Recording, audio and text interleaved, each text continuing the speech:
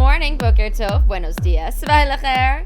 This is Shanafold here with the Israel Daily News Podcast. I'm here to give you the headlines so you can get caught up quickly. You're listening, so you're already on top of your game. Survive and thrive, people. Knowledge is the best weapon. Today is Tuesday, December 22nd, 2020. Let's get to the news. All right, well, let's start out with an update on the Israeli government. It looks like Israel will be headed to a fourth election, the fourth election in 2 years. In a turn of events, the bill proposed to give parliament an extension was shot down. And the Times of Israel reports that it's because members of Knesset were hiding in the parking lot in order to not be present at the vote for the extension. You see, two major parties constituting a unity government in Israel, blue and white, along with Likud, which is Prime Minister Netanyahu's party, were never able to come to an agreement on a state budget. And because of that, the government had to either fall apart or get a second extension, basically asking for more time to put the budget together. It looked like a second extension was going to pass the 3 readings, but since certain members of Knesset were not present this morning to give the bill the thumbs up, it actually failed. And reports are coming out saying that that was exactly the plan, that members of Knesset wanted the prime minister to think he had their support, but when the time came, they did not show up. One member of Knesset said she had to vote with her consciousness and that she couldn't give Netanyahu even one more day. I'll keep you updated on what will happen next, but it is likely that we will have another Israeli election on March 23rd. According to a report from last night, an Israeli submarine openly crossed the Suez Canal last week in a show of force against Iran. The submarine surfaced and faced the Persian Gulf, which lies on the other side of Saudi Arabia. The move was reportedly approved by Egypt, but the Israel Defense Forces declined to comment on that matter.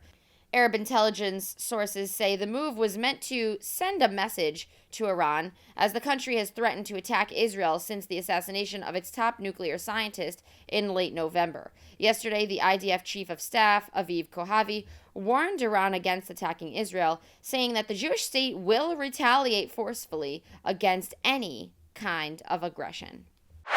I'm going to take a moment away from the news to ask you to support this show. You can send over a monthly contribution if you're enjoying this report and think that it brings you value.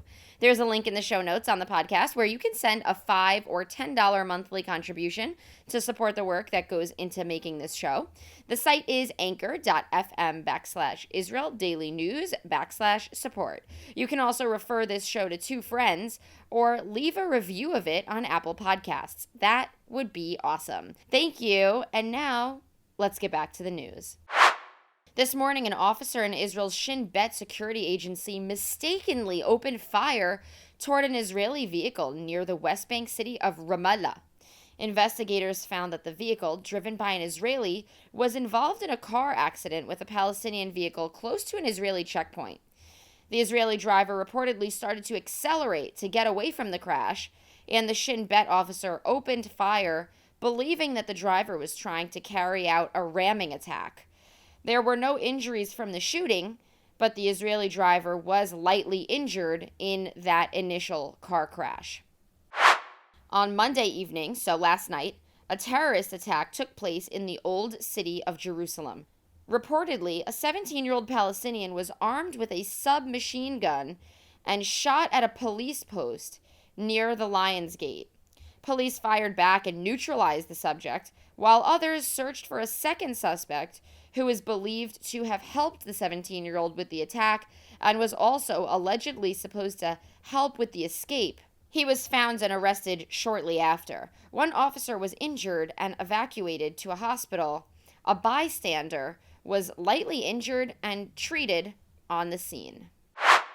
Today marks another historic day in the Middle East. The first direct flight between Tel Aviv and Rabat, Morocco, is scheduled to arrive. This is the first direct flight between the two countries since they normalized ties earlier this month. Jared Kushner, Trump's son-in-law and senior advisor, was among the American delegates on the flight. During the trip, a series of agreements will be signed formalizing diplomatic relations with Israel and Morocco.